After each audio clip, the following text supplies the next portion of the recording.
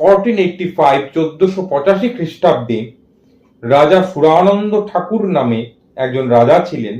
তিনি এই পূজার যে প্রচলন করেন সেরকম কিন্তু কিংবদন্তি বা সেরকম জনশ্রুতির একটা কিন্তু উল্লেখ বা একটি খবর আমি পেয়েছি, যেটি আপনাদেরকে বলতে পারি।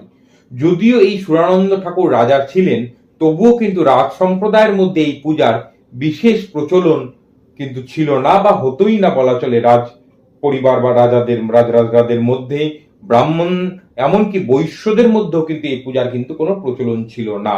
এবং কাজেই হতো কি, যেহেতু এটি নিচু সম্প্রদায়ের একটি ব্রত বা পুজো বা লৌকিক সংস্কৃতি, তাই এ পূজার পৌরোহিত্যও কিন্তু সেকালে কিন্তু কোনোভাবেই উচ্চগোত্রীয় প্রতিষ্ঠিত ব্রাহ্মণরা কিন্তু একেবারেই করতো না।